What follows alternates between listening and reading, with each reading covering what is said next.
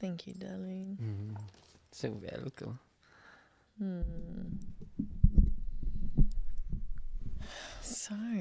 So, What would you like to talk about? life. It's a big one. You know, Let's talk about life, baby. Let's talk about you and me. I was reading a book last night, Deer and Thunder, just before I was going to bed. And as you were singing this bit, that I really stopped, and it got me to pause and go, fuck, like, wow, simple. And it just had so much in it for me, and so much of what I guess it just moved me, and I'll share it, and then I'd love to just hear your thoughts on it, and maybe we can, because it's about that, and it's a really big, it's an attitude towards life that's really, really sincere in a really tough situation. So the book's Deer and Thunder. Have you read it? No. No, it's a really good one. It's one we're recommending in our practitioner path. Better read it then. It's a really, really good one. It's all stuff that you've echoed for as long as I've known you. But there's the author who writes it, his lineage is from the Andes. And he has an adopted father from the Lakota people. And he's telling, in this part of the story, he's talking about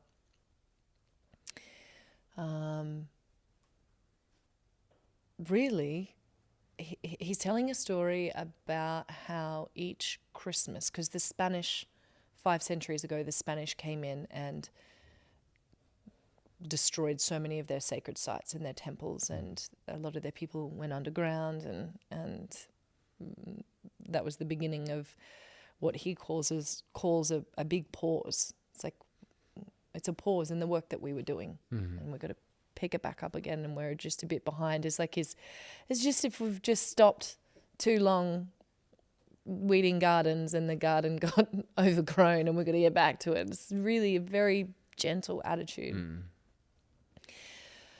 And he says that his people, they survived because they didn't reject what happened. They didn't reject the Spaniards. And he was telling the story about how each he was in the center of Cusco, and I believe it's Cusco's the top of the Jaguar. And they, if you look on a map, it looks like a Jaguar. I think it's Cusco's at the top of it, right? Yeah. I think so, yeah. I went there in 2012, and I just can't picture the image of where it is, but I'm pretty sure it's Cusco. And he says in the town center, and the bells of the church are going off, and he was sitting enjoying himself, and he notices himself get really agitated by it. And then he hears the bells and the songs of his people celebrate in chorus with the bells of the church, and he feels completely at ease. And then he goes on to share how at Christmas time, his lineage, his people from the original people in the Andes will come through, and they will be wearing from the top the traditional hats and colors and brightness, but their pants will be of the Spanish farmers.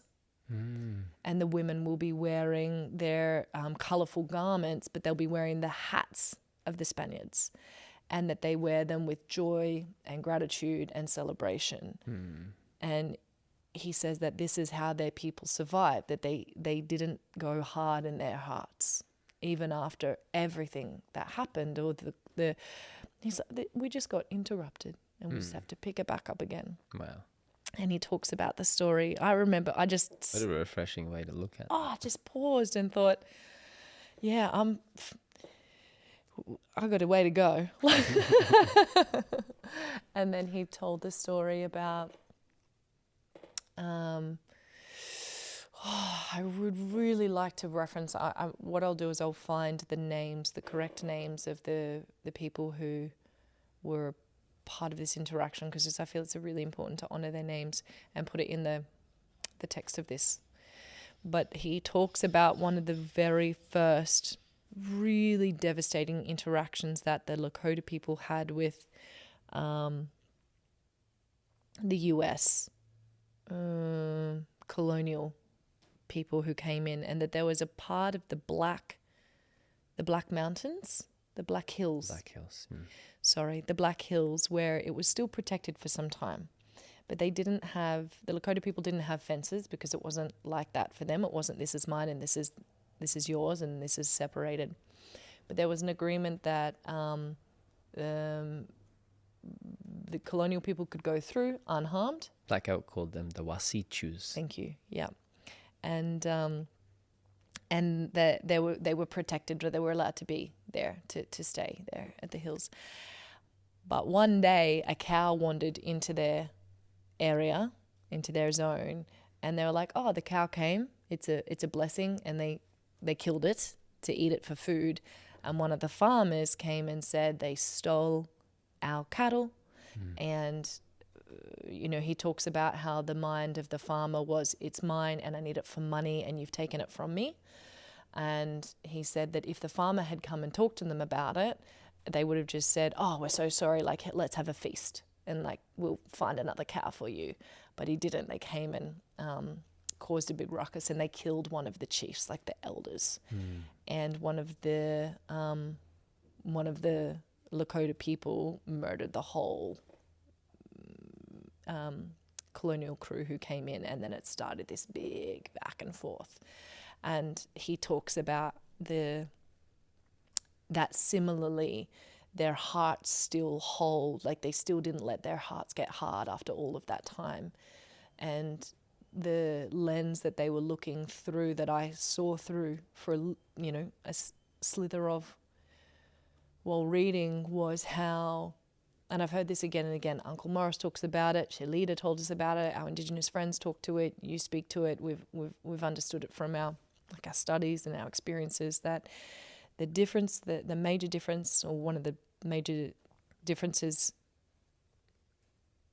we see between people who are people of the earth, as in they're still deeply connected to the earth, they're listening, their attunement, their relationship with it is one of great connection and sincerity. That there isn't a that's yours and that's mine. There's not an owning of it.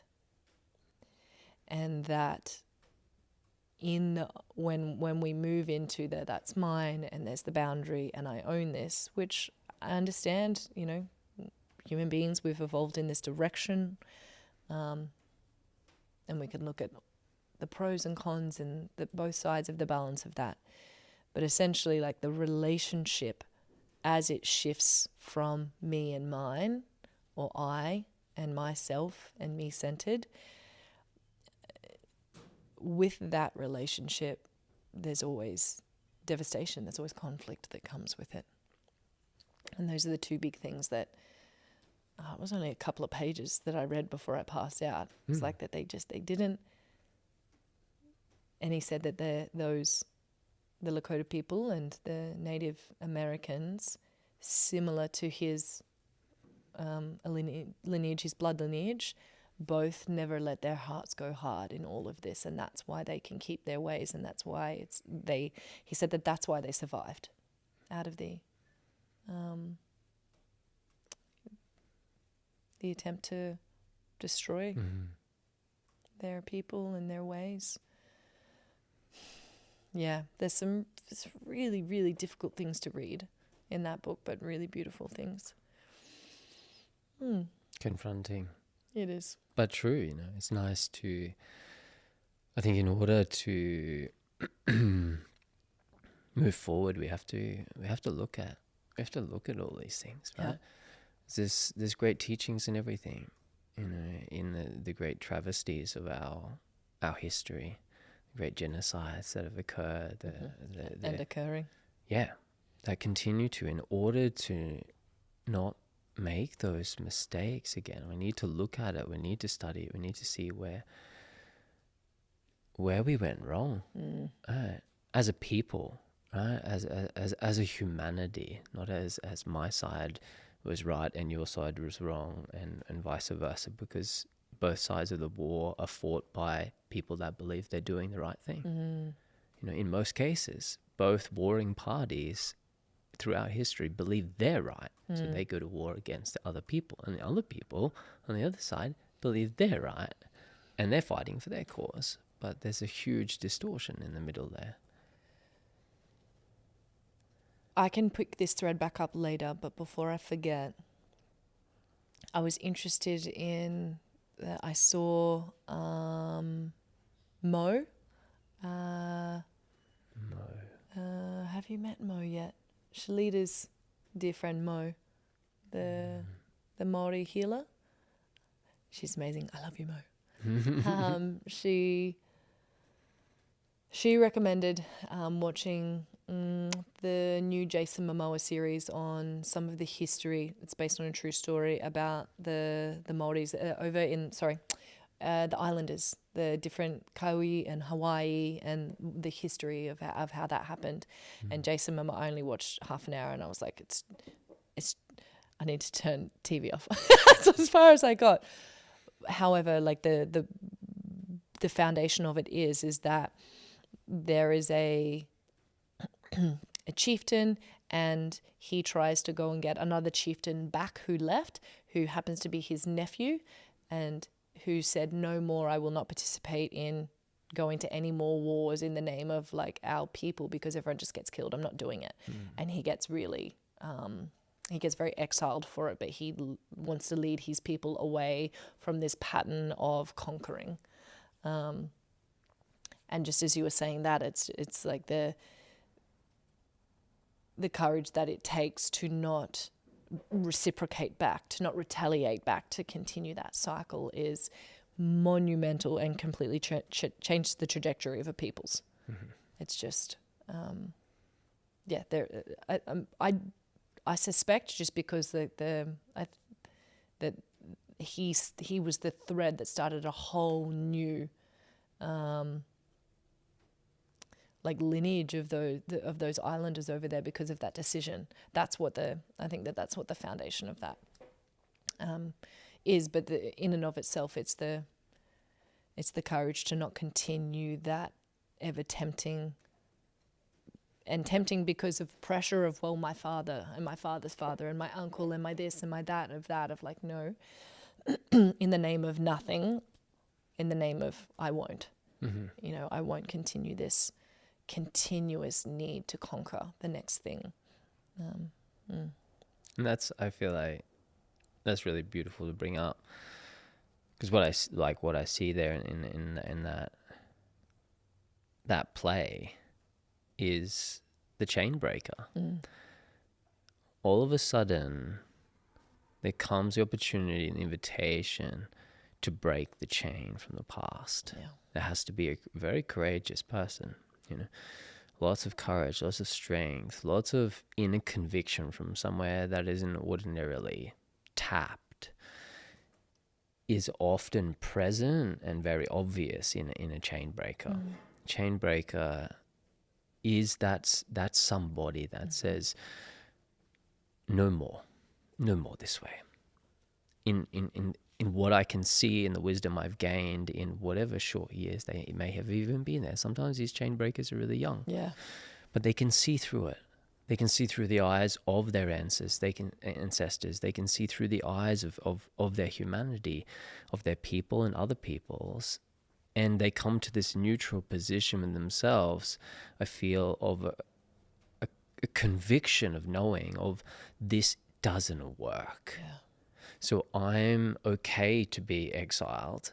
I'm okay to push against the normal way things are done and cop flack for that momentarily, right? It's always momentarily, because the chain breaker is never appreciated when they're busting the chains of the past, right?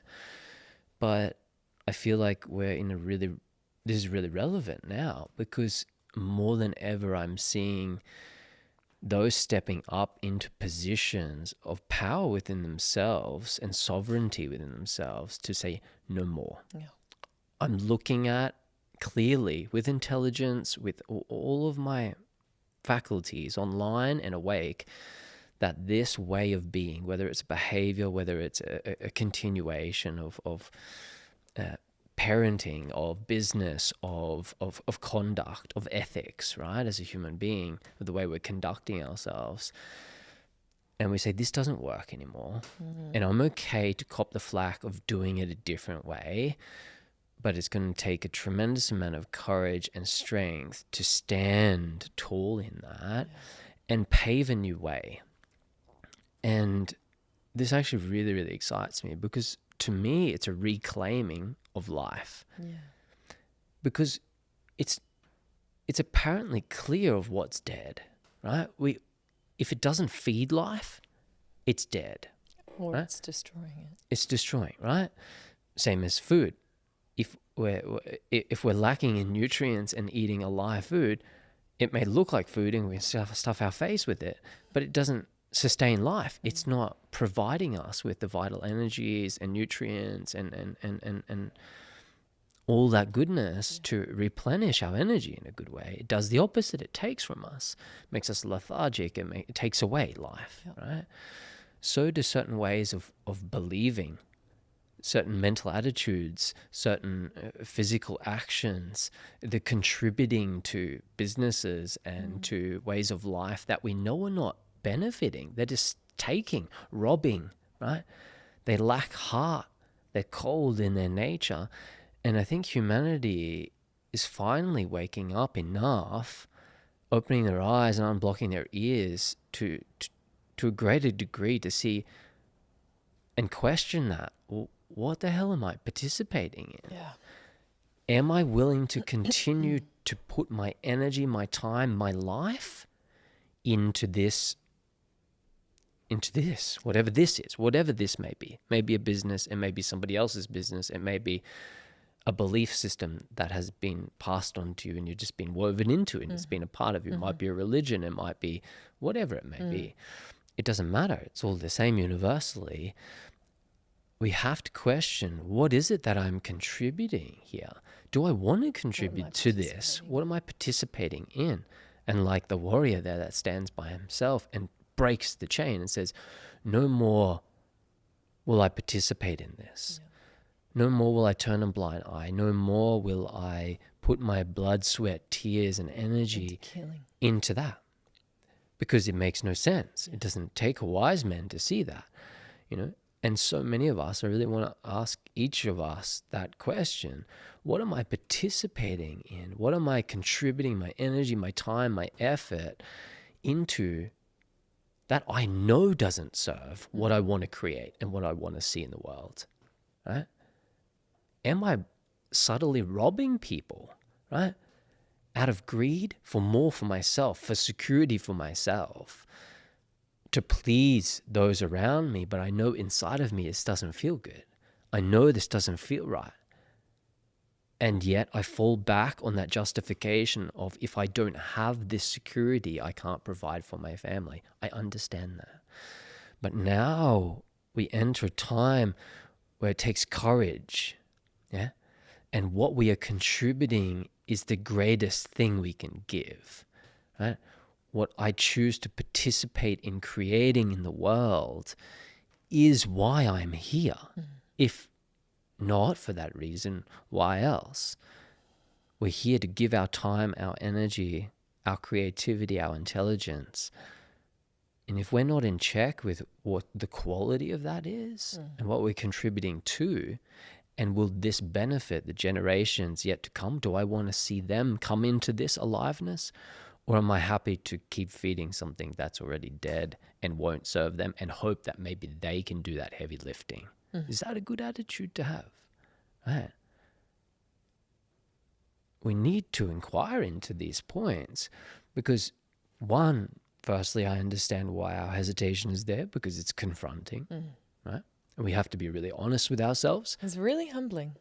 And really humbling, yes, of course. And it also calls for action. Yeah. It calls for responsibility to stop ignoring and start doing something different. It calls us into a state of activity in that sense of, instead of just letting this slip by the way and sweep it under the rug, as I have dust and cleaned the floor many times, sweep it under the rug, right? Not me, myself, but I'm just talking metaphorically. We sweep things under the rug. We take the easy way. We take the convenient way, and we justify why we took the convenient way. But this humbling, exposing, honest truth of inquiry calls us into action of, well, shit, I have to be the change I wish to see in the world. And it starts with you. You want to see, and I've spoken to this to many people over the years. And I said, the most effective way to teach is to lead by example. If you're not willing to be it, don't even entertain it. Stop talking the talk if you're not willing to be it. Stop quacking the quack if you don't want to be a duck, right? Yeah. Stop pretending and being pretentious, because it's misleading. Because you say one thing, It's confusing. you present one thing, just like an actor on the stage with a mask on, or an actor in general, pretending to be a certain character, right, in a movie. And they play that really, really well. So much so that they can convince the audience and themselves that they are that person, that villain or that hero or whatever it is they're playing. But they're playing, right? I'm talking about stripping back all the masks and taking ownership of what's really happening here.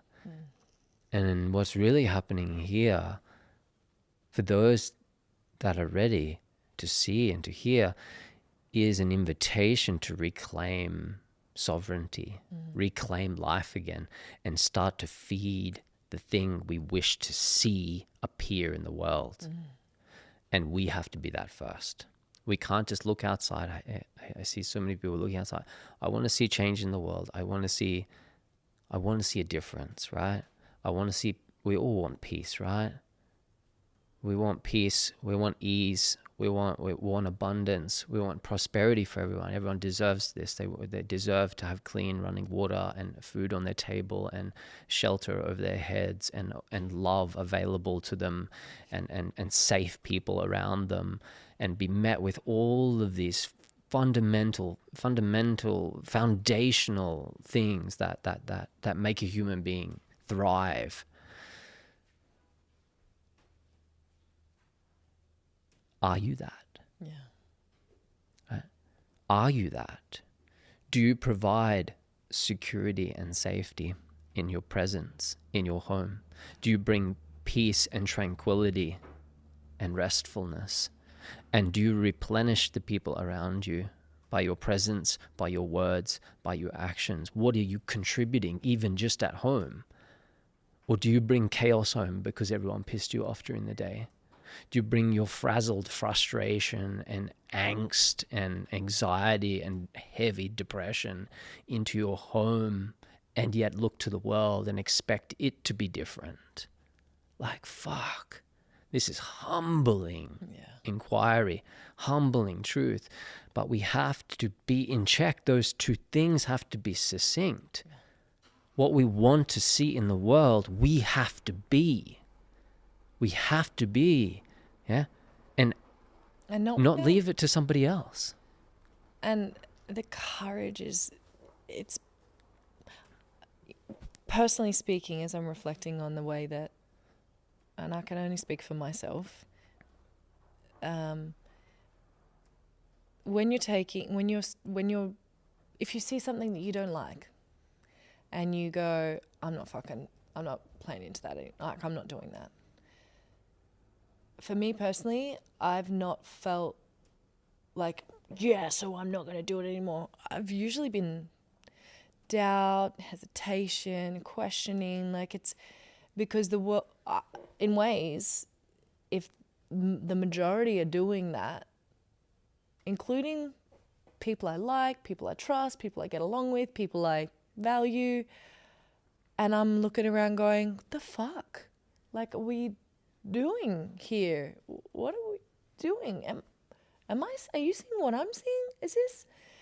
Well, it feels so wrong to me to continue that I'm just going to have to keep walking in the direction that I feel needs to change alongside, and I'll just take my sense of feeling like I'm a little bit crazy with me, and a little bit discombobulated, and a little bit like, like, what am I getting myself into? Where am I walking? Like, I feel a little alone in this. And I think that is an important thing to note, that if you're going to walk in the direction of change, I'll have moments where I feel, okay, like like that sense of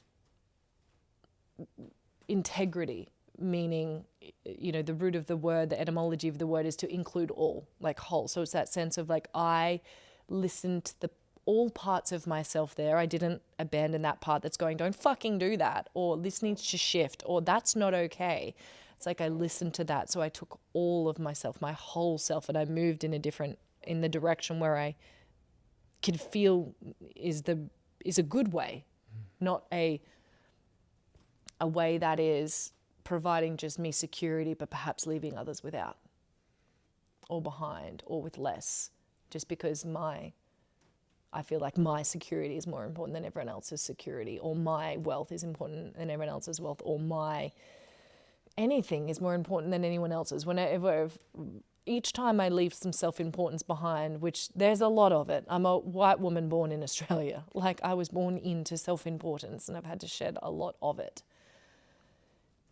Each time I move out of that towards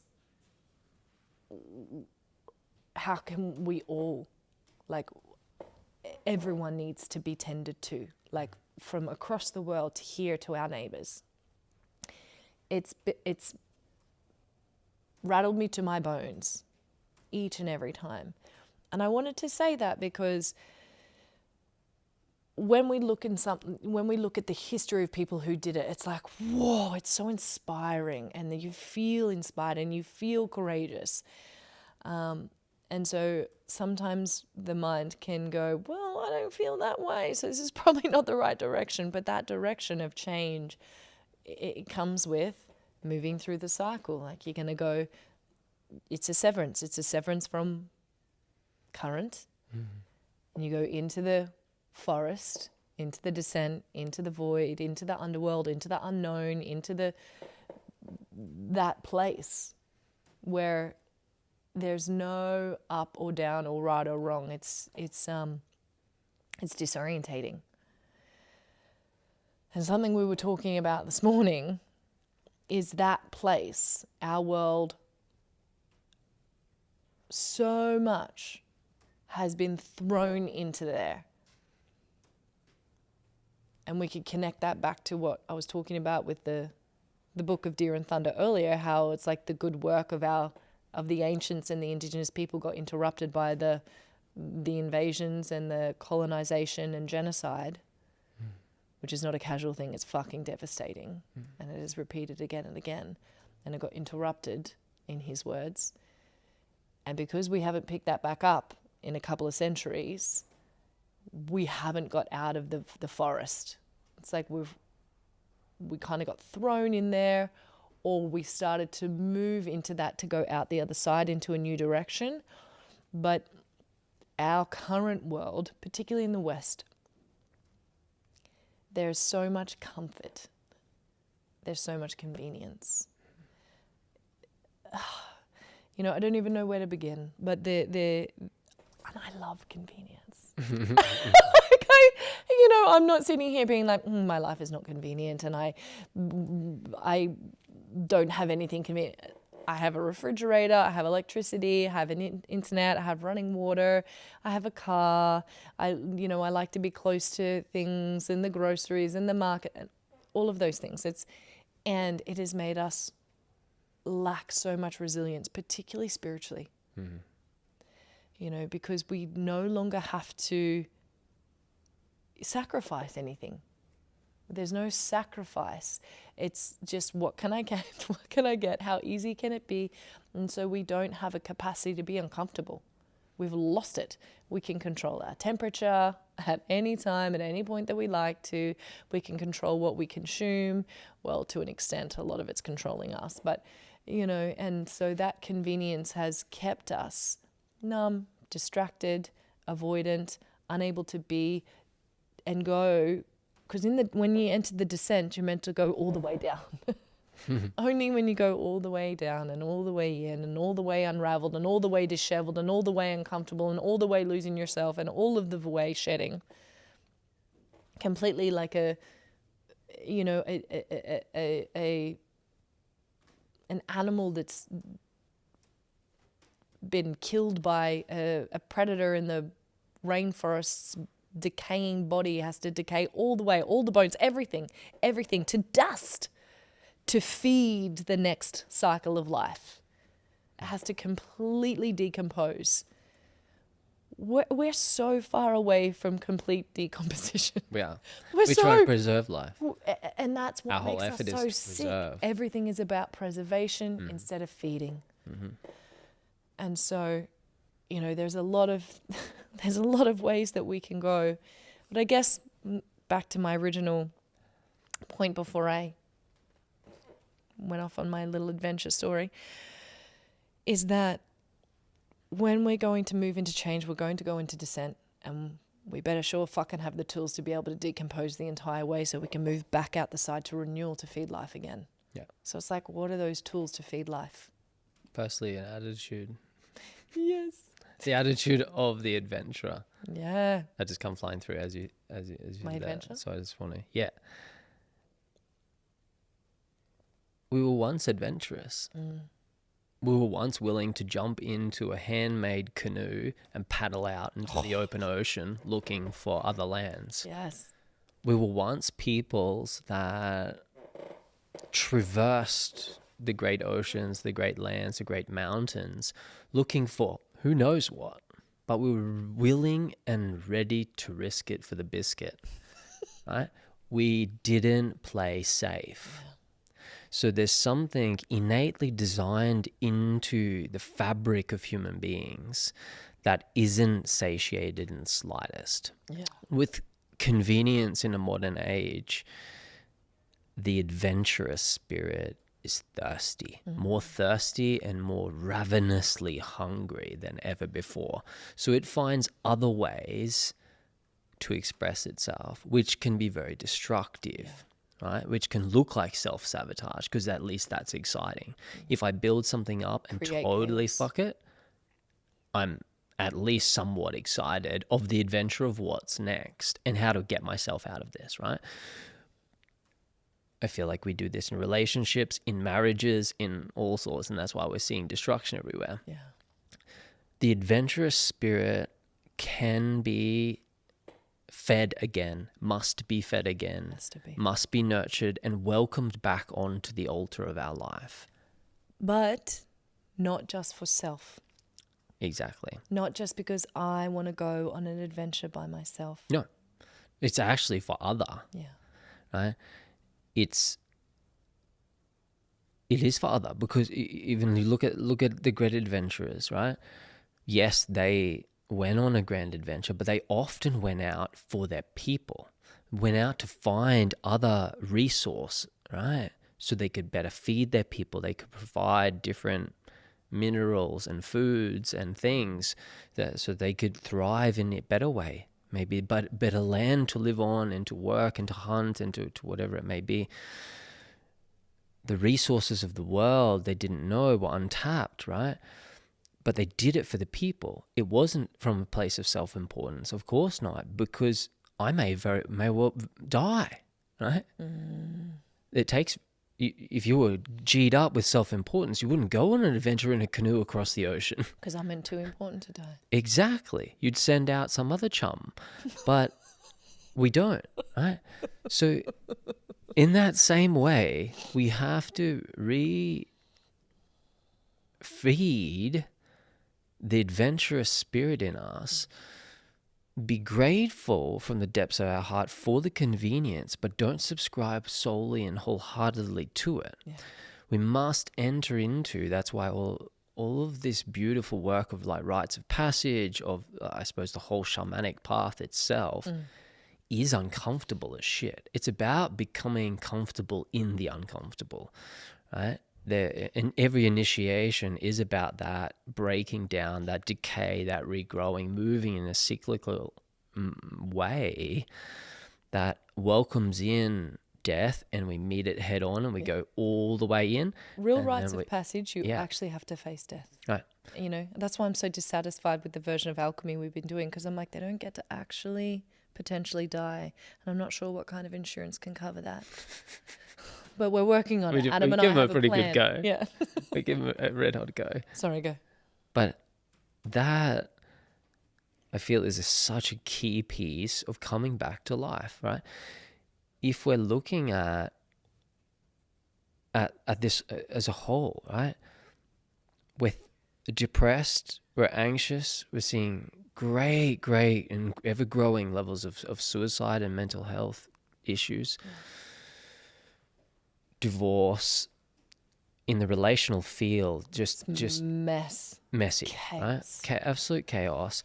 So something has to be done. And a chain breaker finds a way. They piece things together, and they go, you know what's lacking here? Life. How do we bring back life? How do we feed it? What once brought us great aliveness?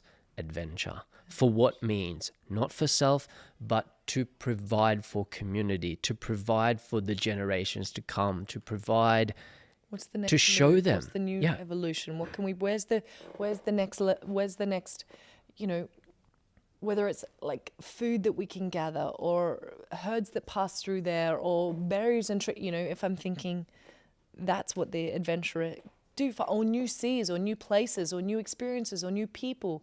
But also what was coming through before was when you said we used to explore the seas and the world, but we used to also be willing to get ourselves into states of trance through fasting.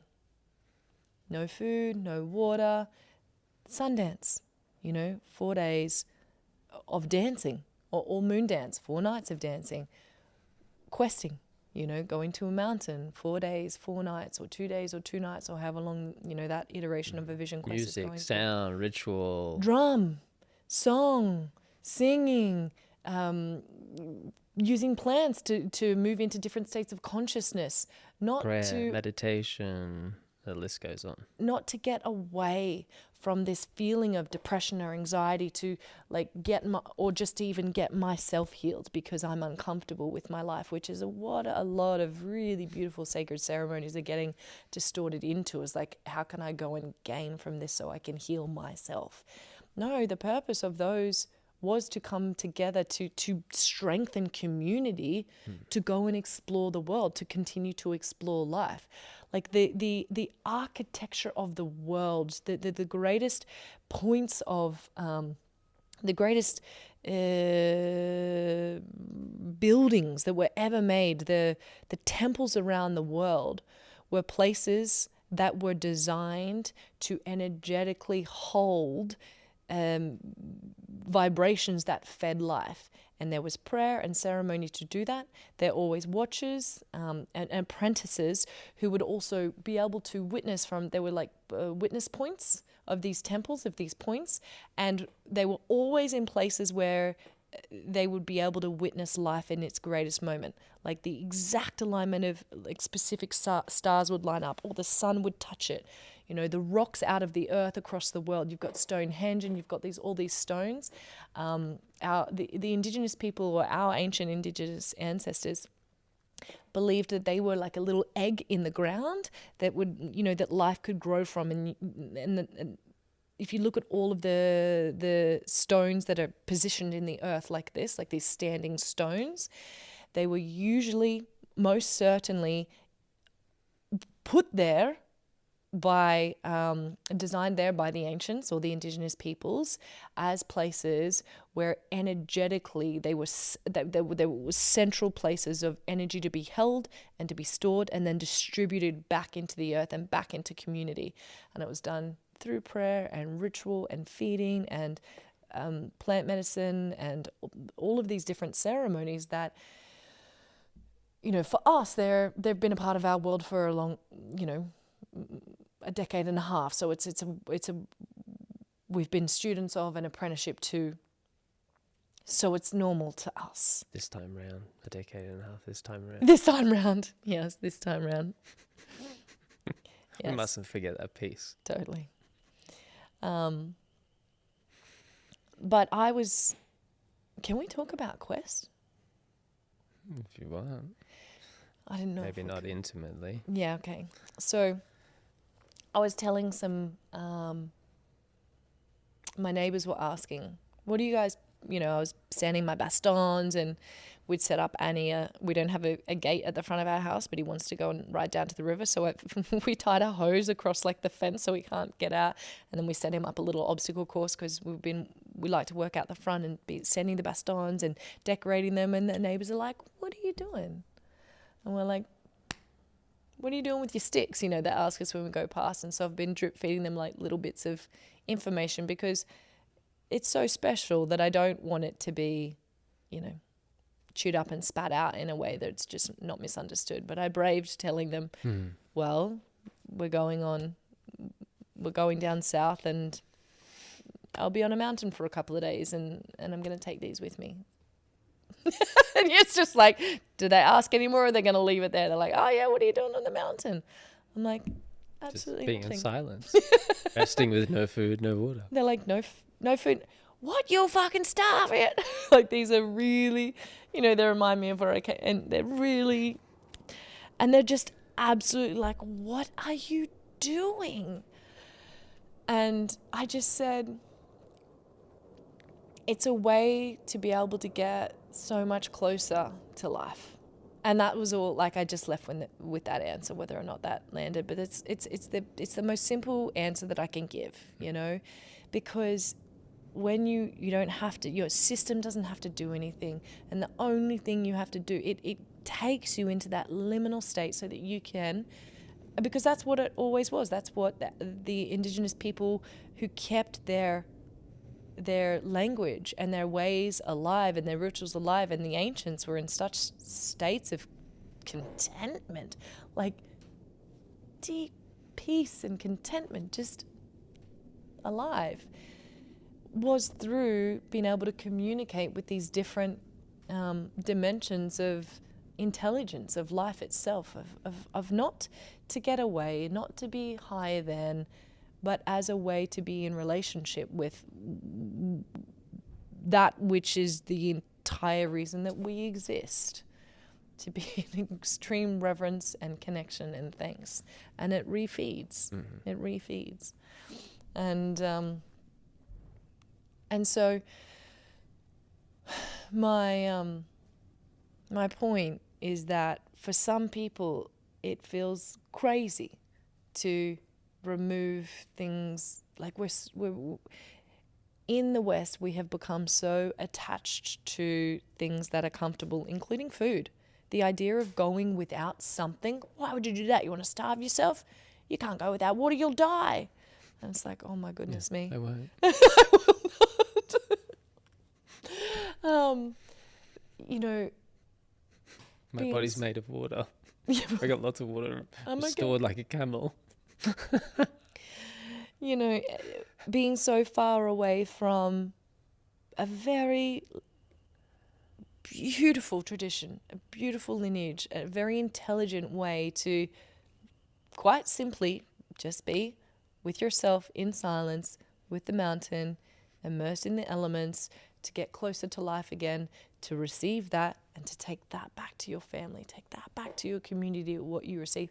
But also for me, what it has asked of me to do this isn't as simple as I speak for myself, and please, like, come back and forth, but it has, the moment you know that invitation was there and that yes was there to go, my whole life started to rearrange. It's like it moves you so much. It holds so much prayer. So many have prayed. Thousands and thousands and thousands before us have prayed for us right in this very moment to begin to get back to work, so to speak. And that is felt. And it's like I felt like I got picked up by a tsunami of wisdom and prayer and love, and it just went that direction, and everything went and now I'm dealing with like the collateral damage of that. And so it's that if we're going to break a pattern, we do need to be prepared that there are going to be a lot of things dismantled inside of ourselves and around us, and that it's part of the process of change.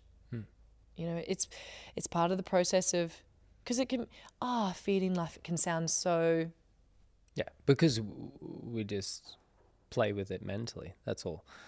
People are like, oh yeah, it makes so much sense. This all makes so much sense. Yeah, I know it. I feed life. But I'm like, how about you live it? There's a real difference. Yeah. What do you like to say? Mental masturbation.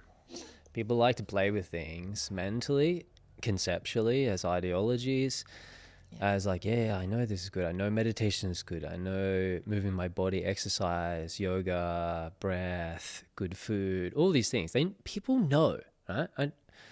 I just want to highlight that to everyone. You are phenomenally intelligent human beings. I'm never, ever coming from a place of playing down your intelligence, but just often coming from a place of prompt, right? Prompt our remembering that we actually know what to do.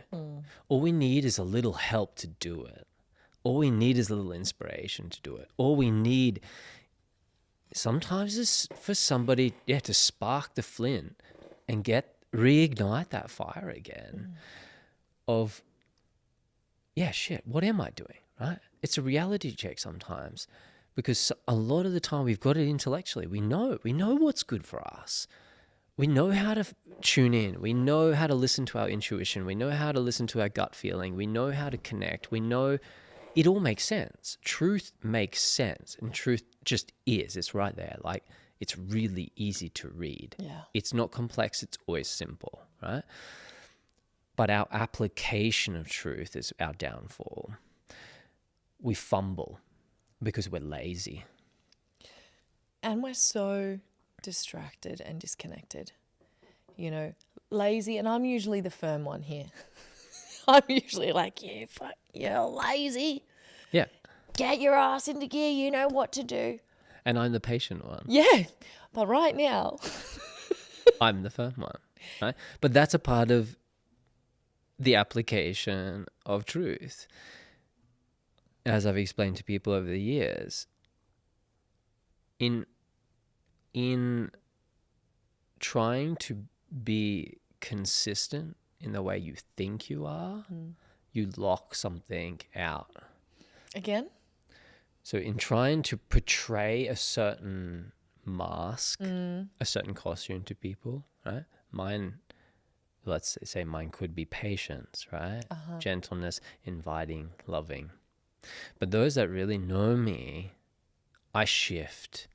I'm very dynamic. I can shift from the softness of a rose flower, fragrant, inviting you in, to the point of a spearhead or an arrow.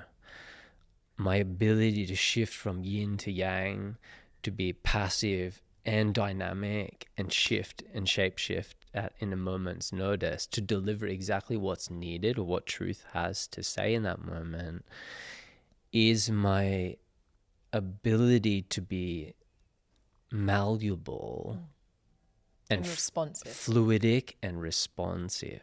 It's because I don't hold any idea of who I am as a man. I don't have an idea of Kurt. I don't have a me, myself, I. Yeah. I become whatever the moment requires. If it's an invitational patience, then that's what comes. If it's a direct arrow shooting at the heart of the issue, I'm sharp and abrasive. I can be, and we can all be, whatever is required. And this stems back to that courage to be the adventurer, the courage to break the chain of society has told me I should be this kind of person. Yeah. I should walk in this way. I should believe these things. I should like these things. I should dislike those things.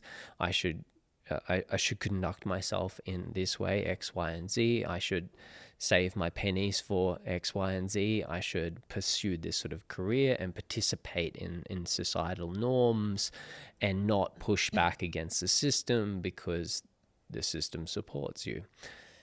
Or I can rewrite the story as I feel appropriate. Yeah. Not for myself, just to rebel, but for my people, for my community. I have to demonstrate in my greatest ability and greatest capacity my greatest and clearest seeing, what I've come to know intimately. And just as you touched on so many points there of connectivity from the ancients to the land, to the stars, to those moments in time where the sun shines through the great solstice doorways and lights the temple, points of energy on the earth. This is all here. it's all available to see, to feel, to be in connection and communion with. It's just that we're so distracted, we're so noisy, we're so caught up playing a character. I don't know if people even know that they're doing it most of the time. No, and that's why I have so much deep compassion. And that's where my patience comes from, is that if you don't know you're doing it, it's okay. But I'm going to be here and I'll give you sometimes soft prompts, and then sometimes firm prompts, and then sometimes soft prompts, because different people respond to different things, right? Different medicine, different energy, different resonance. So we try it all, right? And everyone deserves to be gifted that, just as life gifted that to me. The only way I can repay that blessing that's been bestowed upon me is to pay it forward and to give what I've come to see and to speak, right? Like, I never wanted to be put in front of people. I was always a very introverted person that just liked spending time by myself, doing my own thing. And yet here I am thrust into a position that I'm being exposed more so to a worldwide network of people, putting myself in front of cameras and lights to speak. I don't want the limelight in the slightest of ways, but for some reason life has propped me here and uses me as some sort of mouthpiece to communicate something to the people.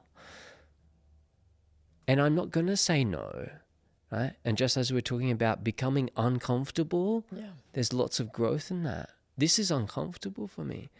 Sharing myself is uncomfortable as I'm exposed, right? But I have to be courageous. And as a chain breaker, I have to say, well, I can't be silent. As maybe my forefathers did. Maybe they had tremendous wisdom, but they'd never shared it with anyone.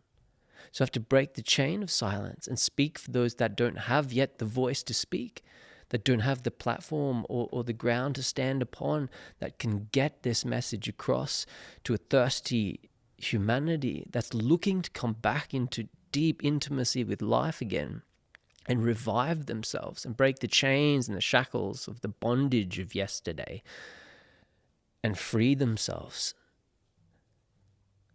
Somebody and some peoples have to have the courage in order to lead. So I have to demonstrate for my son and for my family and for my community and for my people and for my humanity and for my earth and for my brothers and sisters of the great star nations and for creation. I have to play my part, whether I want to or not. Exactly. Right? And it's got nothing to do with me. Otherwise, I wouldn't be here. If it was to do with me and I was upholding what I thought of myself, then I wouldn't put myself in front of a camera. I wouldn't put myself on a pedestal in any way, shape, or form. Not that I'm on a pedestal. I sit on the ground most of the time with everyone. We don't usually sit on chairs. No. I'm on the earth with everyone else. And that's where I see myself. And this is where we gather. We sit every time I'm speaking, every time I'm sharing, everything I give, I always seeing us sitting on the earth around the fire. And we're just connecting fireplace to fireplace. Remembering how to come back to life. Remembering how to unify, not divide. Remembering what is medicine and what is poison. Remembering something that is deep in our blood, in our bones, that we're so thirsty for and we long for. And it's closer than we recognize. It is. You were saying before we got on another thread about people being lazy. They're lazy. And I think they're lazy because they don't even realize they were born in, it's like they were born with a,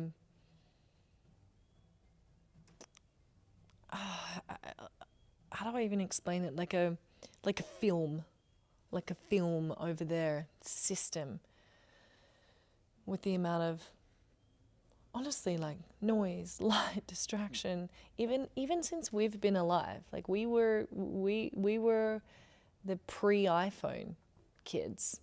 We didn't have them. I got a 3315 when I was 13, and that was out there. My mum bought it for me, to my dad's devastation. And then when we were in year 12, you would have been maybe in year 10. No, you would have been finished school. You're a year older than me. Yeah, a year old, 2 years, year older. 87? 2 years old, yeah.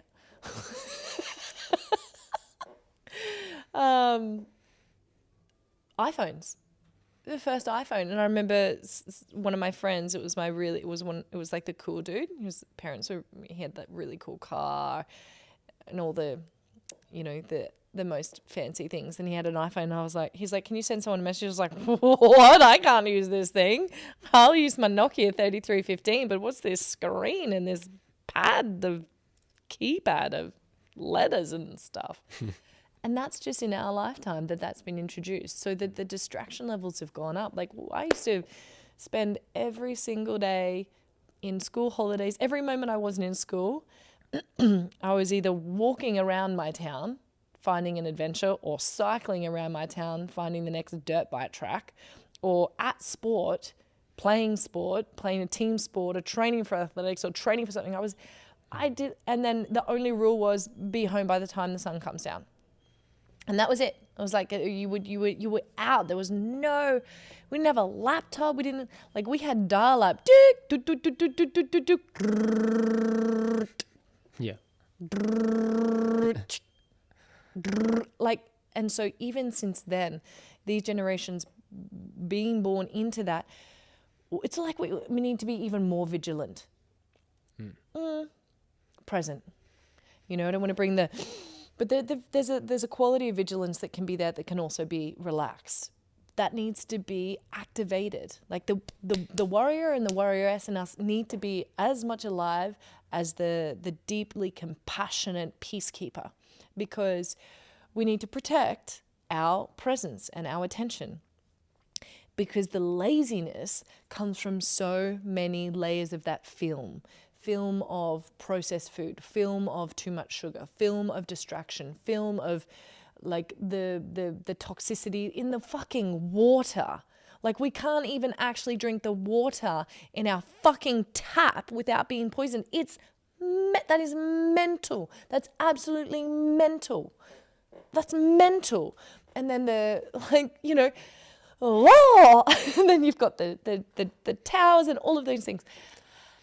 And then I kind of come back to it and I think okay, not to get so caught up in that you get swung hard to the other side of being so upset about that it creates more dysfunction in the system than the actual water itself. Mm-hmm. But it's become aware of what we're consuming. Mm-hmm. Be conscious about it. Be an active participant in removing what's creating these films and these layers of distraction within your system.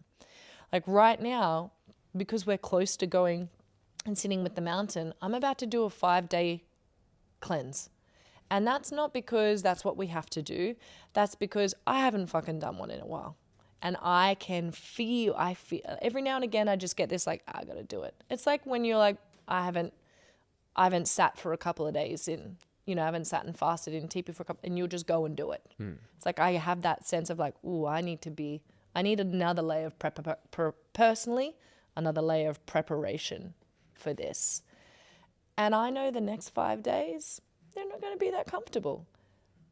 But I know the clarity, the energy, the inspiration, the strength, the courage, the integrity, how much of my whole being I will feel come online, that I will have to shoot that arrow in the direction that we are going, that I'm fucking alive for. I'm not here for anything else. So yeah, I'm going to prepare for it if that's what's calling. And so it's laziness because of the environment, but also because of our choices. And so I get the feeling being I know what to do, but I don't have the discipline right now to do it. and that sometimes we need to be presented with an invitation that means more than comfort. And I think the world right now, with seeing a genocide streamed on live and the impact that that has on our hearts, the people who have, like, they're quite tender in their being because they're not super protected and they're not overly guarded, that has done a lot for a lot of people, that has invigorated them, and that's been something to like shoot their arrow at the direction of change for, or realizing like we're getting taxed through our fucking eyeballs and that's feeding like something that's not us. You know, these things that aggravate and agitate, they're meant to do that, but we have to be mindful not to be pulled into complete despair. Because otherwise it has had the opposite effect. So be activated by it, be moved by it, but don't be frozen. Don't spiral into cynicism. It's like that thing that in mythology they say to feed the three-headed beast on the way out of hell, else you'll remain a cynic. And that's talking about like we're in the underworld here and we don't even know it as a culture. Martin Shaw talks about it. And a lot of probably the other myth, like the great myths tellers and the storytellers of the old stories, can see very clearly that we've entered the forest and we haven't gotten the fuck out yet. And it's because of the distraction. We won't go all the way in. We're too comfortable. We're too set up with convenience. We're too numb, but we're cynical as fuck. Or we're in despair, or we're in anxiety, and we're trying to treat these symptoms of this disconnection. And instead, we need to like rip back a couple of layers of the shit that's in our system and on top of us and pulling us away from self and away from spirit, so that we can have a moment to see clearly through, to be able to listen again, maybe even meditate for a few minutes and go sit and listen to a stream, or go press your feet into the mud and listen, and go use your ears and your hair and the extension of your, you know, your fingers as little antennas to listen with your skin to life, and find some direction again and get inspired by what you see from there. But we have to be willing to know that, yeah, I've got to fucking give some shit up.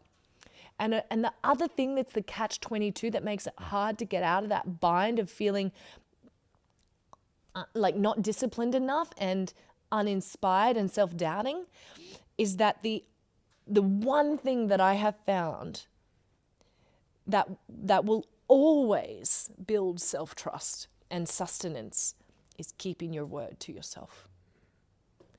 So if you are looking for somewhere to start, then set just a small ritual, just a small daily practice. Have some kind of mat that you kneel at. Have some kind of altar that you kneel at.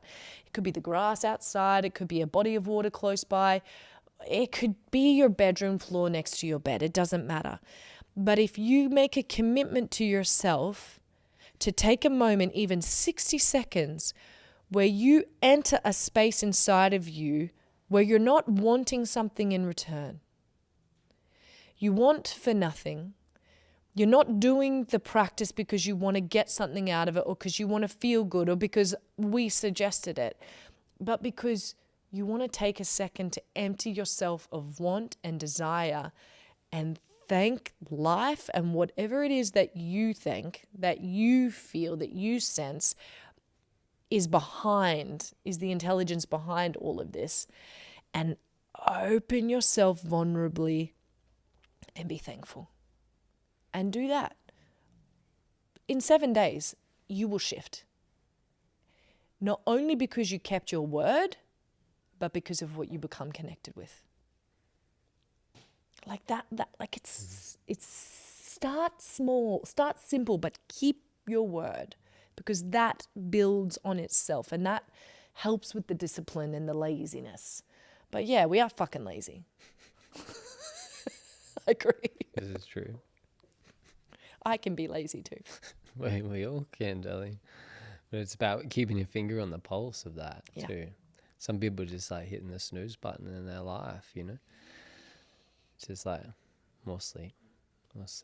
Snooze. Stay to sleep. Oh, that needs addressing. Snooze. Oh, I need to create repair in my relationship. Snooze. Oh, I need to turn up more fully as a father or a mother. Snooze. I need to stand up for what matters. Yeah, snooze. We're snoozing. We're just hitting the snooze button. And I know, totally compassionate towards that. I understand how exhausted people are. Yeah. Flat out. But again, if we look at that, okay, so why are we lazy? Well, a big factor of that is because people are exhausted. Why are they exhausted? Because they're entertaining things that are not creating reciprocity, not sustaining their life. They're not filling themselves up. They're preserving. Yeah. So we're just running on empty, then we're running on fumes, and then we're lazy because we're running on fumes, and we're only getting our chugger car down the road a little bit. We're overstimulating it. Yeah. And we're never filling it up with a fresh tank of fuel and giving it a good service, you know? What's a version of like bad fuel in a car? What's a no like fuel? A little bit of water in it? Oh, yeah, water doesn't. Do you know what I mean? An engine.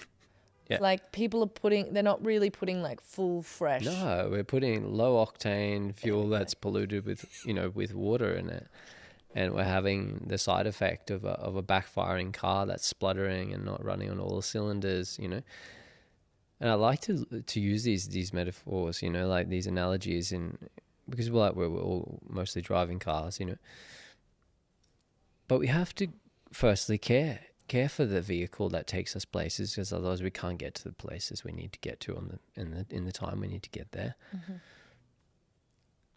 We need to fuel it. You keep putting fuel in your car so you can get from A to B, and then you take it to the shop and get it serviced, and you keep maintenance on it and keep tires and brakes. And some people are better at doing this and some people are not so good until brakes are squealing and the tires are bald and there's wire coming out of them.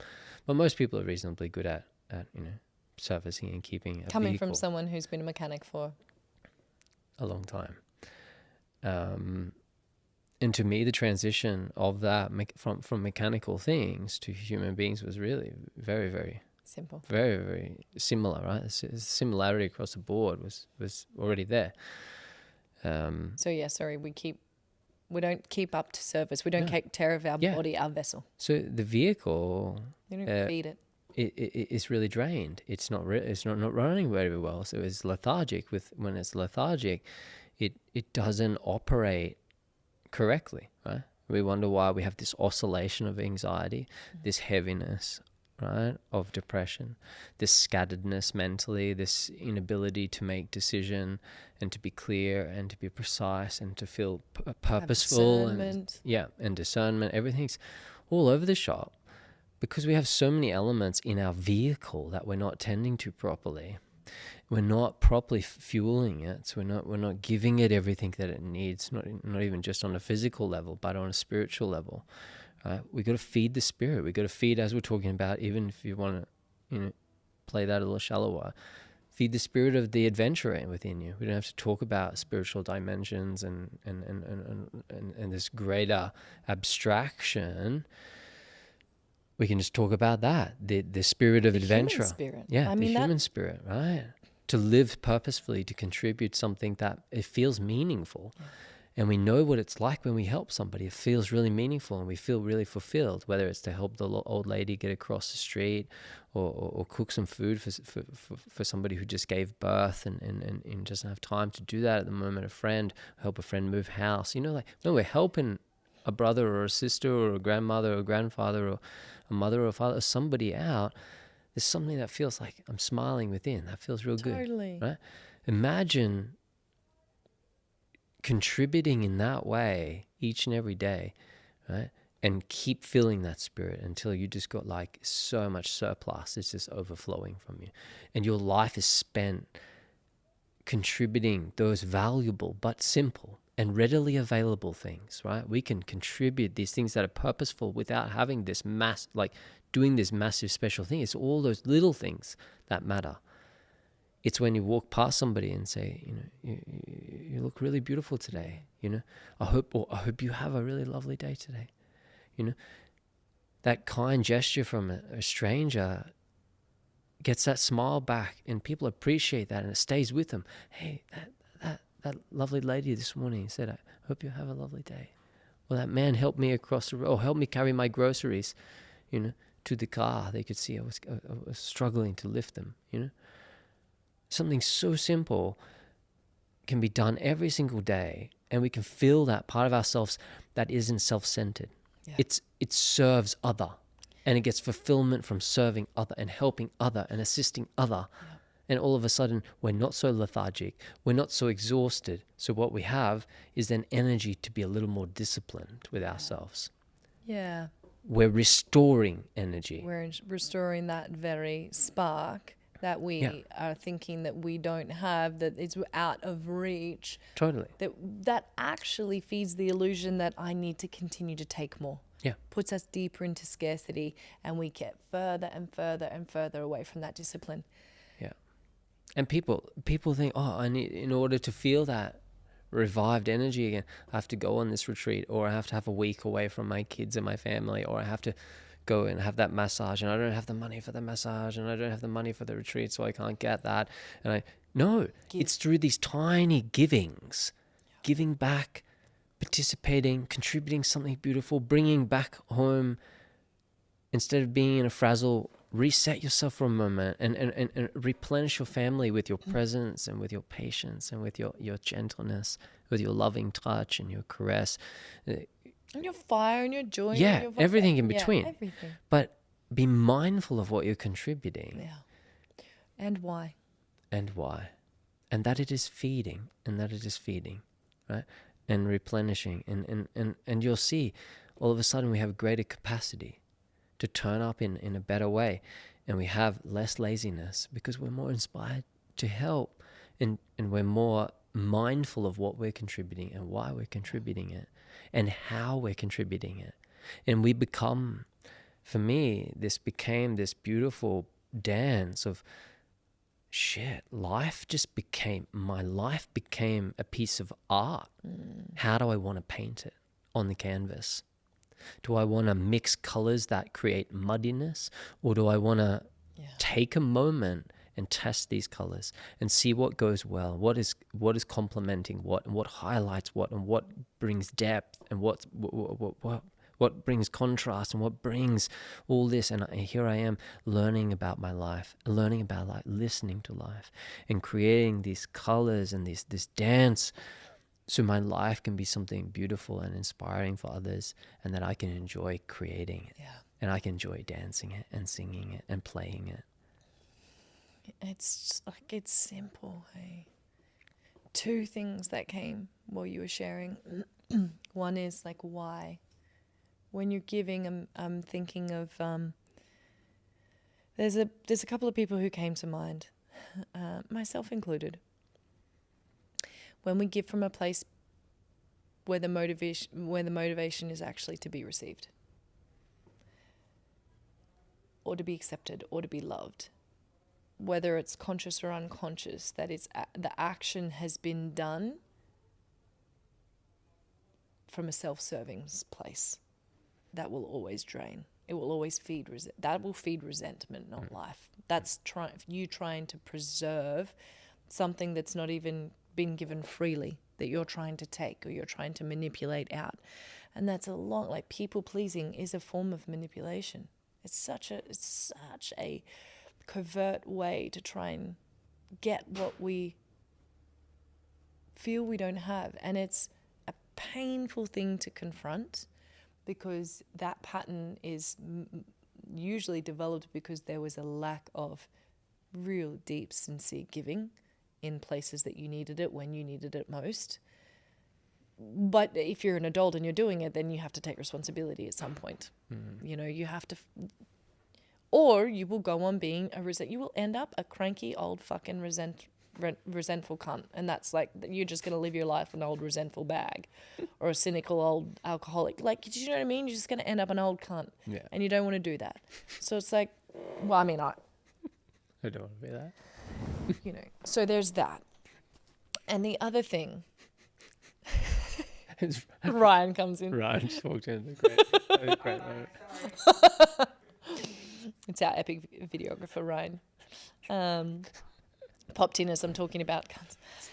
The other thing that I wanted to say is that when you were talking about contributing, I felt this. I felt this when I was a radiation therapist. When I started to get people respond to it as in like, oh, you do that? And I was like, oh.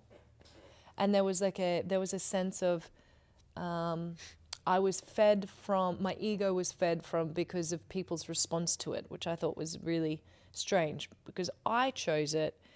I chose it for 3 reasons. One, there was a lot of people in my life who had died of cancer. By the time I was 12 or 14, I'd been to more than 10 funerals of people who had died of cancer, some of the closest people to me. Number 2, back then, I thought 120 grand a year was good money, and that's where you could like earn up to. And I was like, cool, I came from a really low socioeconomic family, and I wanted to have some financial security. That was important to me when I was 13 years old, choosing my year 10 subjects, you know. Mm-hmm. And number 3, I love people. And I wanted to work in an environment where I could bring my love of science, like my really geeky aspect of me. But when I graduated, people would respond to you different, like and so that was fed.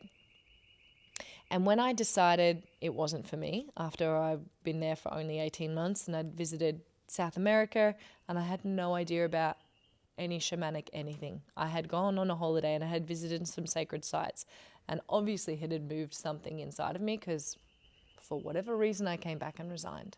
And there were some other things within that like there were some practical things, but it was just very clear to me when I came back I was resigning and I didn't know where the fuck I was going. But there was a part of me that still wanted to contribute, and there was that bit of my identity, that my ego that still wanted to be seen as someone who was doing something good. Mm. And that part of me was really, really distracted me from a lot. And that part of us, I can see, because I see it from looking back on myself, it so strongly in the wave of people coming through going, I want to contribute to something else. There's this sense of, I want to make sure my life, it's innocent, really, usually quite ignorant and innocent, and not majorly with malice at all, but it's like a me and myself centered kind of thing. I want to go and fulfill my dreams. I want to make an impact. I want to have influence. I want to. And that is very exhausting, very distracting, and actually it will result in burnout because the focus is actually outside of yourself. How am I perceived? Yeah. Am I being seen as making an impact? Am I having influence? How am I? Like it or not, your perception is focused outside of yourself, and so it's a very exhausting thing to do. I lived it. I know it. Don't you? I know. You know, and so it's trial and tested. It's fucking exhausting.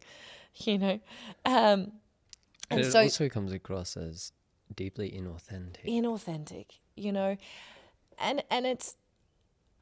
And it's a hard thing to like wrestle with or really look at, because it's like, I know that part of myself. If you had told me I was inauthentic, I would have been like, what the fuck, I'm doing the most authentic thing that I know. You don't know when you're doing it. But if you're feeling insecure, here's the indicators. You really are deep down concerned about how you're perceived. Number 1. Number 2, you doubt yourself. Like there's an anxiety and a hypervigilance about what you're doing and what you're creating and when it's going to be done by and how big you grow and how far you, like all of these factors will be disturbing the system. Now, do you have one? I thought you were ready to say one. Okay, yeah. So it's going to be this, like the perception will be like, it'll be a focus on how I'm perceived. And you will just feel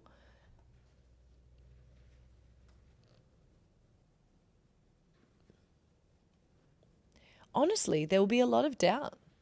There'll be quite a lot of doubt. And the thing is, you're actually really close. You're so close. It's not like you have to burn everything to the ground if you're like, fuck, that's me. You don't. It's actually an inner shift. Yeah. It's an inward shift. Things will definitely change on the outside, but you don't have to burn everything down to the ground. But the orientation is different.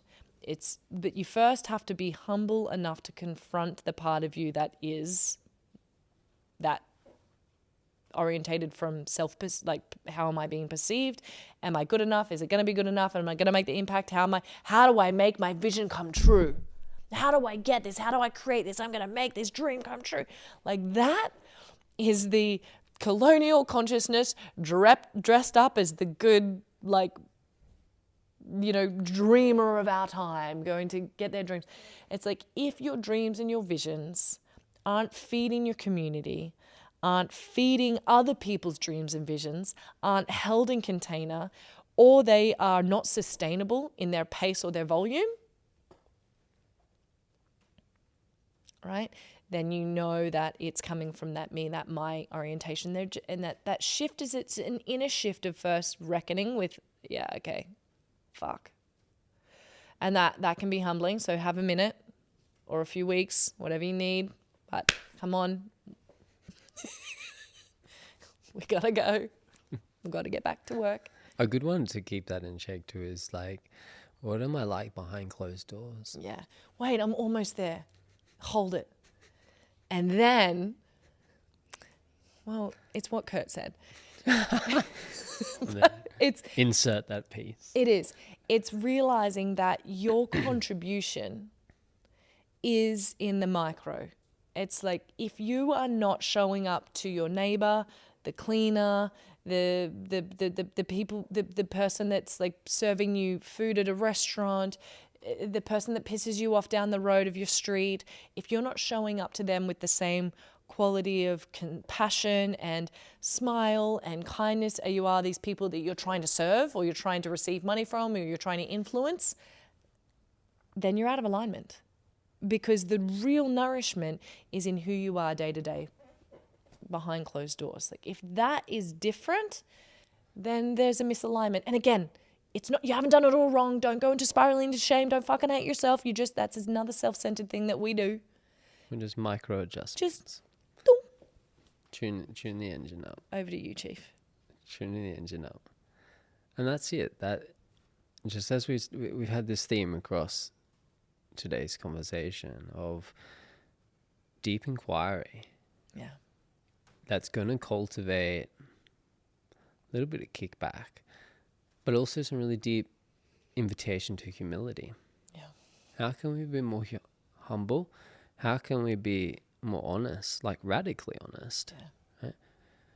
Because questioning your authenticity in what you're doing is often met with a punch in the face kind of energy, right? Yeah. I don't want to hear that, nor do I like that, nor do I appreciate that. I don't want to be that. It's defensive, right? And we don't want to be inauthentic, but we have to check in, because young grasshopper, sometimes we're still young. We're still young at heart, and we believe we're there, but we're not. No. Right?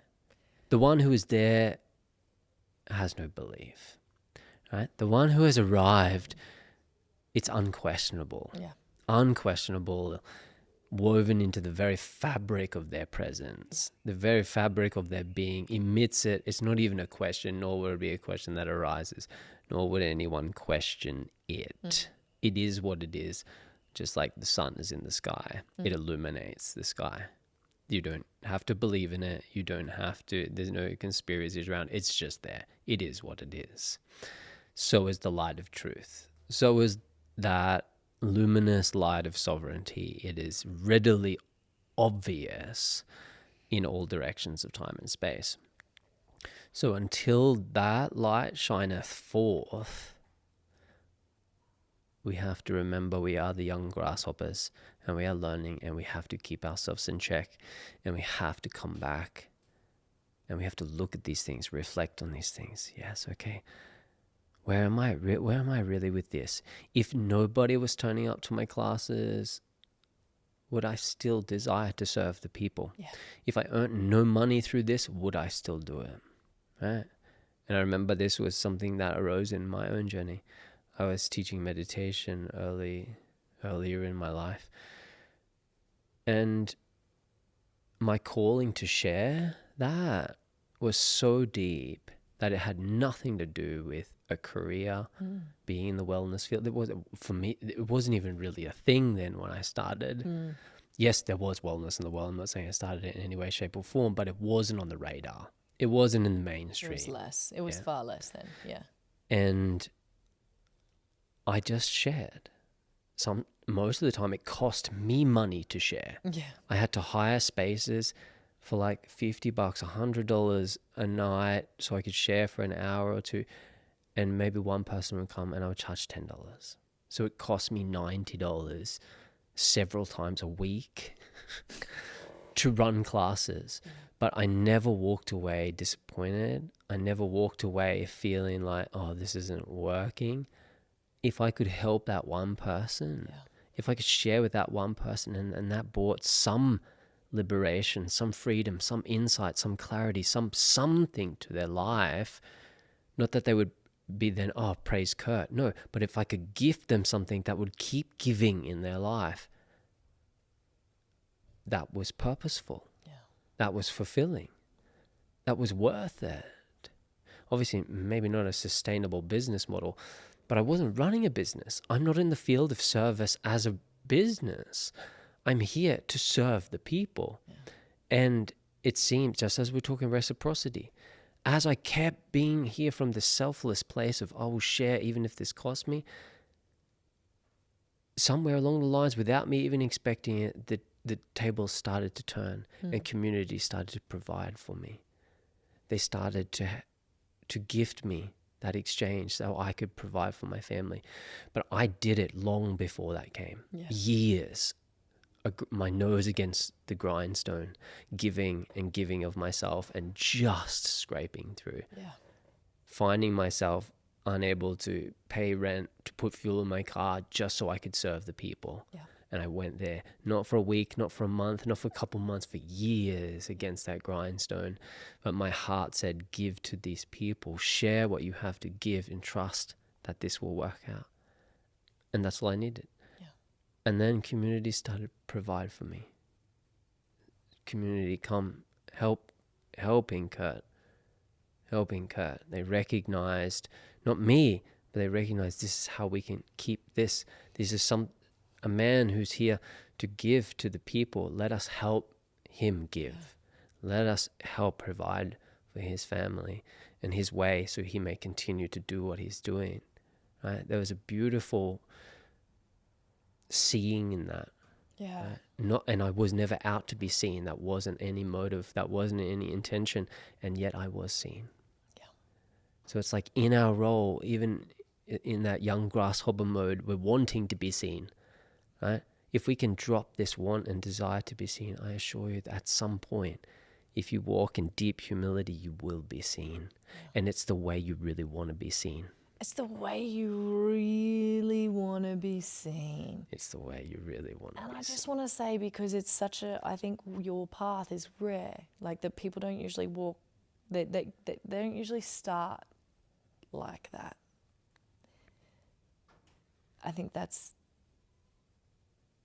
you're teacher to all of us in that sense. Whereas I made lots of mistakes. That's how I learned. I personally learned through experience. I got to fuck it up, And I'm saying this for those listening, in the sense of like it can be different, but the end places, we're both talking about the same end place.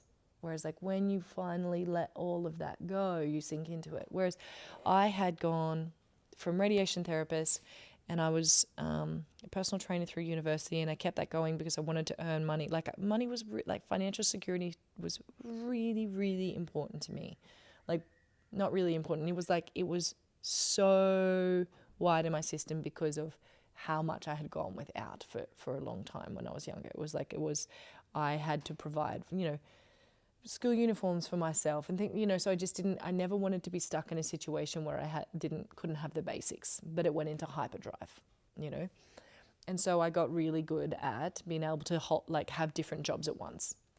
So I was working this job and I was working that, and I had like 4 different jobs in my early 20s, and I earned a good amount of money, and I saved up, and then I left that career, and then I started this, and then I earned money. So like I had that secure buffer. But what that did was it let me like fuck around and make a lot of mistakes. Like it didn't get me anywhere faster or less ahead or better. Like I burnt out, and then I had to slow down anyway. I learned lots of lessons. I made lots of, shitty financial decisions and business mistakes. I traveled the world as well, which was lots of fun, and I never regret that. But I still ended up at the same place as realizing, like,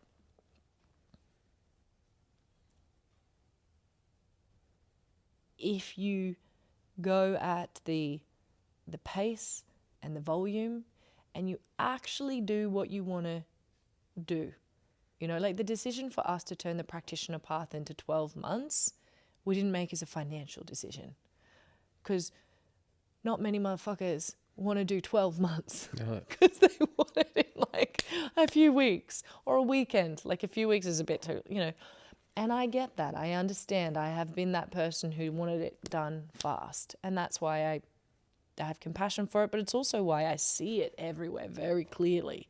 I'm like, I know what you're doing. I know what's I know what's driving you right now, and it's definitely not your heart. Like, your heart's there. I can feel it. But what's in charge is not the heart. It's the head. And we chose this because it's actually what's needed. If you're going to, I wrote this the other day, and if you're going to be blessed enough to be allowed into someone's field when they're trusting you with, if you're a doctor and they're coming to you for health advice, or you're a chiropractor and they're coming to you for adjustments, or you're a meditation teacher, they're coming to you for guidance, or you're a breathwork practitioner, or you're a personal trainer, or you're a CEO, or you're in client management, or you're, training to be a shaman, whatever it is, if you are blessed enough to be a parent, to have someone in your field that trusts you, then a year of putting yourself through rigorous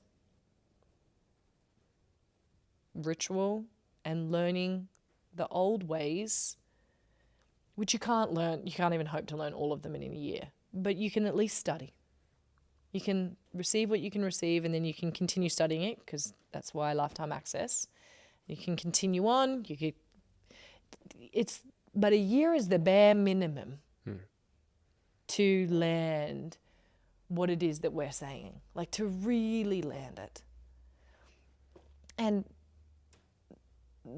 that is just an example of a decision that's courageous and in alignment, as opposed to security and, what's going to keep me safe. And for me, I didn't think of it like this way before, but as I sit back, it's like breaking the pattern of our industry to do things really fast and easy. It's like, I love breaking that pattern. Yeah. And I got roused on many times for breaking that pattern, even in the way of sharing things like online. Hurry up. People like, can you just say like a small snippet? And I'm like, no, I just spoke for 2 hours and you can listen to that. Yeah. There's something really beautiful in arriving fully with something that has depth to it and meeting it. It's like, do you want a 5-minute massage or do you want an hour massage? I want 2 hours. you want longer, right? And even when that hour's done, even when that 2 hours done, you're like buttery. You're like, I could just keep going, and I want this every day. Like, the duration actually welcomes a deeper softening. You can meet it more fully. You can digest it. You need the little breaks to integrate. You can allow essentially to penetrate the system. It needs to marinate, right? Not a good enough reason to use the word penetrate. I was thinking it. I know, that's off a movie somewhere. My Is it? Oh, my wife will be chuckling her ass off. She's a movie quota. Oh, Chanel. But I couldn't conform to that. You know, I would often have people like, can you come and be a guest speaker or a guest teacher at this thing or see? And they're like, you know, we got like 15 minutes. I'm like, no, I need like 90 minutes. And they're like, what are you going to talk about? I'm like, I can't tell you. You just got to let me do my thing. And they're like, but like, what's the topic? What, you know, give me some structure here. I'm like, I don't have any structure. Just let me do what I do. Yeah. And I had to stand in confidence in that. Yeah. Right. And it was because, like, coming back to the time piece and why we're extending Isoma and this practitioner path as well, is so we can have that time to marinate in it. We can have that time to explore it. And as Amber said, that's a bare minimum. This will work you for years yet to come and decades yet to come. It'd be something that a gift that keeps giving, and it opens new avenues of exploration. And that's what we're trying to stir. We're not here to give you all the answers. We're not actually here to give you any answers. We're here to help provide the right environment for you to stay accountable, for you to find and answer your own questions until those questions start to dissipate and there's less and less and there's bigger space between questions. And you can really be with your own answers and live your answers, not just hold them intellectually, but put them into... I'm trying to remember. What did you Amber say again? Put it into practice. And then the answer doesn't need to be remembered. You live it, you become it, you are it, and then what's there to remember? Yeah. And all of a sudden we've created more spaciousness in our mind, in our body, right? We've created more silence, less questions and less desire for answers equals more silence. More silence results in greater peace and tranquility and contentment in our lives. Greater peace, contentment and tranquility in our lives offers us a greater opportunity to serve in more meaningful ways, more purposeful ways, and have clearer direction in navigating what arises in our life, in meeting those hard moments with more courage and more stability and more certainty of what to do and how to do it and when to do it without questioning ourselves. We know then how to guide and to assist the younger generations and our children and those yet to come. We find greater capacity for patience and for love, and to demonstrate this love courageously instead of hiding it. Yeah. All of this a byproduct of time. All of this patience. All of this in the long run. We're creating the long vision. We're walking the long path, and we're not to be in a rush. So let us walk together in a good way. I welcome people to come and walk in this way with us. You know, we don't have the answers that you are seeking, but we'll help you find and answer your own questions and give everything that we do have and that we can assist with. And I know in my heart, and you know in yours, that is of great value, and it's of great worth to our humanity and to our earth and to our ancestors. And so we do it anyways, right? And we do it and we give and we give. You know, this is to walk in a good way. Yeah. So let us walk in a good way. Essentially, it's a way to get together and learn how to feed life. You know, that's the whole point. That's the whole point behind it. The way that you work, whatever it is, what kind of practitioner you are, it doesn't matter. These are universal principles. These are old, ancient principles. A lot of them cross over into Indigenous principles, and that's why we have some incredible Indigenous teachers coming in to speak from their lineages, from their blood, from their wisdom in this lifetime. to bring that through. But all of us, the ancient ones, were where we came from, blood and bone of the earth.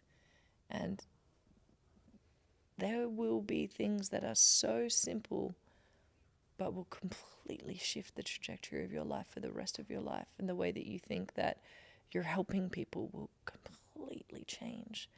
And really, there's going to be healing for yourself as a human being, within your relationship with yourself, with others, with the aliveness and the intelligence of the world, spirit, there's that. But being able to walk through the process of being given the opportunity to completely disintegrate into dust. You need a fucking year for that. You need a year. You really need a year. Minimum, maybe more. Probably more, but at least a year. It's a good start. It's a good start to do that fully in a year and be held in a community. Yeah. It really is. It really is the only way to sincerely know that you can be unwavering when someone goes through it and you're witnessing it. Yeah. And you cannot, there's no other way to learn it. There's no other way to learn it. Yeah. To be held in community and to be witnessed by community. You Powerful. are held by the same tools you're learning. And so that translates then into everything that you do, because we want to bring practitioners back closer together so that all of our arrows are pointing in the right direction. Like, doing the same thing. So much more fun. Instead of every man for themselves. Yeah. How do we unify? Yep. As a unified front, we're far stronger. And if our vision is the same, one of helping humanity and bringing health and wellness and goodness and love back into the world, then why would we compete? We are doing the same thing. So let's do it together. Yeah. And these ways are designed in that way to remove those divisional lines and see the interconnectedness of everything and start feeding that interconnectedness. And together we play our role in unifying the field. That's what we do. That's what we do. That's what we want to do with you. Yeah.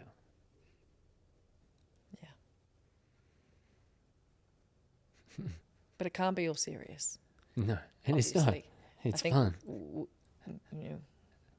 There might be swearing. There may be. There may be some tomfoolery.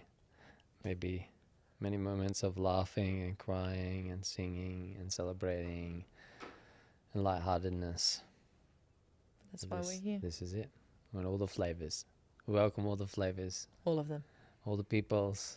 All the flavors. Let's dance. Let's go. We thank you for listening. Thank you for gifting your presence and your time and absorbing everything that's been put on the table here. We invite you to leave a review on whatever platform that will really pay forward this to those that need to find and to hear what's being said. Yeah. If you got something from this, if you received something, then we would love it. Would deeply, deeply benefit us if you were able to let others know. Pass it on, pay it forward. Thank you so much for your time, and we look forward to bringing you the next episode.